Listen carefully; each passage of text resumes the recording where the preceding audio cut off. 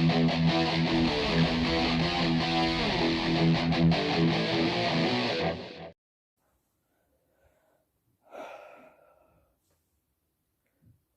guys, Ronan Reaper here. So, in a little bit, I'm going to head out to the cinema and see The Kingsman. I really like the Kingsman series. They're very, very fun, cheeky, the piss takes of James Bond and other spy films of that nature. They are really, really good fun, and you know, Taron Egerton as Eggsy is really good. The fight choreography is very fun and very well done, especially the church fight and Secret Service, and of course the bar fight as well. And I know there's tons of cartoonish gore and all the action.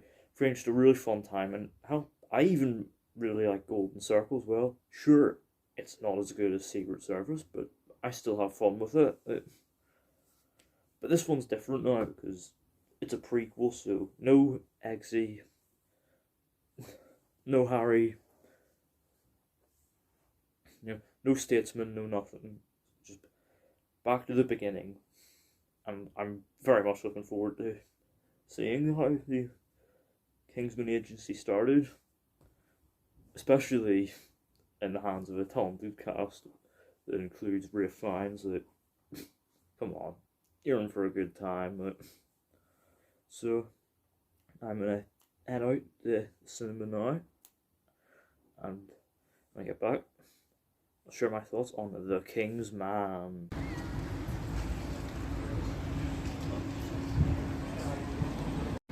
Here we go.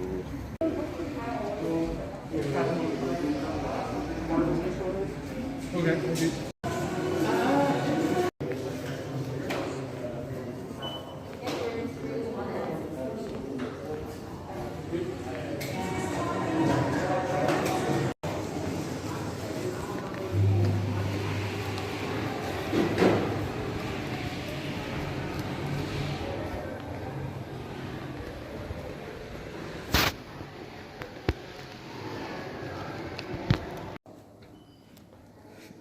Now time for The Kingsman.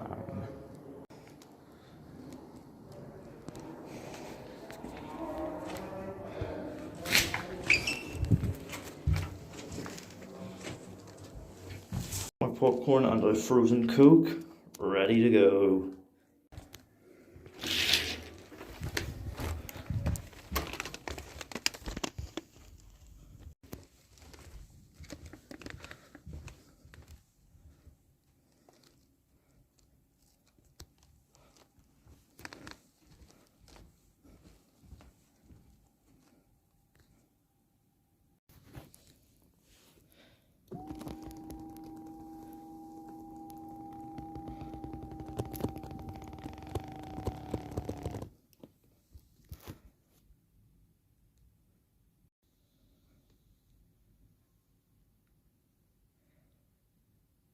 So yeah, just got back from The Kingsman. Now, the first thing to know before saying this isn't Kingsman 3, so there's no Colin Firth or Taron Egerton in sight here.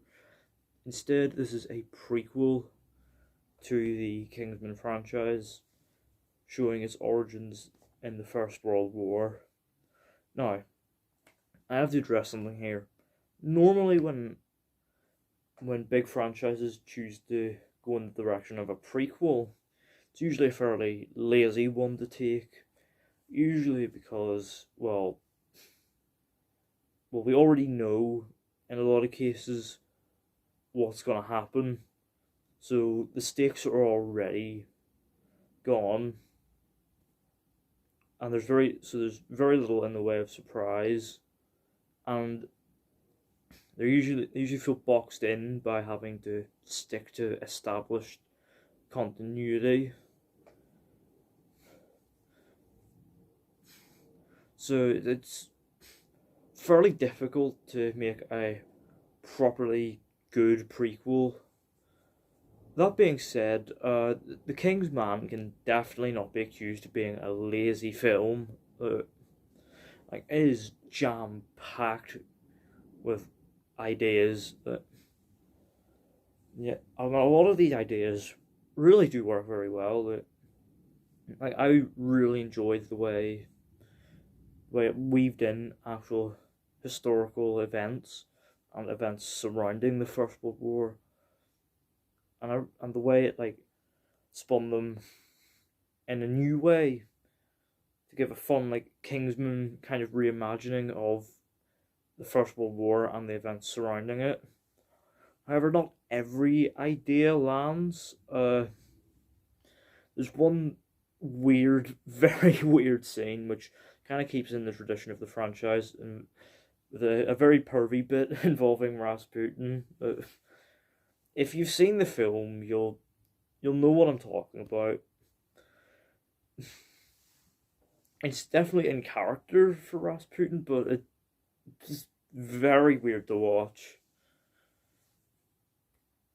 But yeah, The King's Man, is a pretty fun film, I'd say. There are some very fun little stylistic flourishes. Right, obviously some of the landscape shots and the cinematography look good. But there are some fun stylistic flourishes that really, elevate it from just being bog standard like landscape shots and stuff. Like there's a scene where we're introduced to the three royal cousins, all of whom are played by Tom Hollander. A very good triple role. And we see this through a map showing the three countries they ruled, dividing them up. So which is a neat little visual touch, like almost animated in a way. And there's some scenes where the footage is shown as like old grainy black and white film, and then the camera will pan out to show the footage being played on a projector. And even towards the end, in a climactic sword fight, there's some really nice point of view angles showing the swords clashing. And talking of the action, it is very, very fun. It's got that usual Kingsman slick choreography. The camera is capturing it all. The great thing about it being a 15 is that they can show violence, they can show the bloody detail, and not resort to shaky cam to cover it up. And there are some great gory moments here, very obviously in keeping with the cartoonish nature of this franchise's violence. The two standout fight scenes, I'd say, were a delightfully camp one with Rasputin that was so much fun, and the aforementioned climactic sword fight. And there's a very suspenseful one set during the dark of night with some cloaked, gas masked German soldiers. The film is more serious than the other Kingsman films, but it makes up for that with the stylistic flourishes, the fun action, and the way it reimagines historical events, similarly to how something like Abraham Lincoln Vampire Hunter would.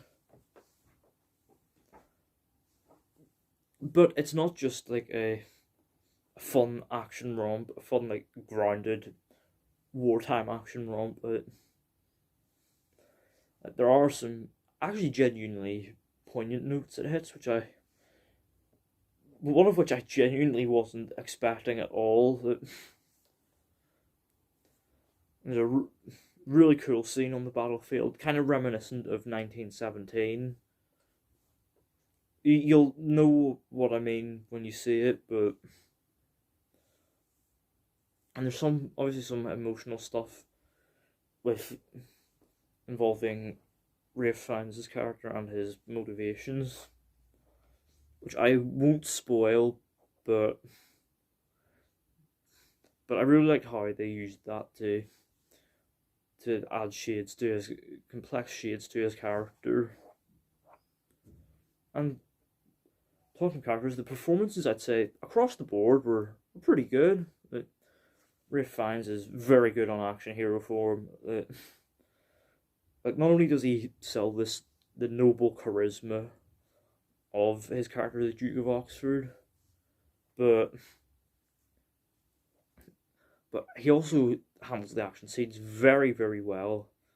Much like Bob Odenkirk in Nobody, you wouldn't expect him to be action star material, but he pulls it off very well. I'd honestly like to see more of him in this type of role, but very fun to see. In terms of the other performances, they're pretty good. Harris Dickinson as Duke of Oxford's son, Conrad, is very good. Given a pretty straight role, lacking really the comedy that Taron Egerton brought to Eggsy, but given the more serious nature of this film, it works well. And he does get his emotional scenes as well, so the more straight nature of the character works very well. Gemma Arden and Jaimon Hounsou, I think that's how you say his name. You know, the guy that's in like seems to appear in like every comic book movie, are both good. Gemma Arden brings a kind of warmth and a northern accent to her nanny role, which is rather thin, but she does elevate that material. And Hounsou brings this very good charisma to his servant role, which is again rather thin, but he does elevate that material. However, though, the standout performance of the film was Rhys Ifans as Rasputin. He is so delightful to watch. He is a captivatingly menacing presence in a very quite camp way. And he really sells the very oddball practices Rasputin had. But it's just a shame he doesn't really have enough screen time. Like, he does have a decent enough role for a bit, but then eventually they just get rid of him. It's a shame because I really liked him. He was very good.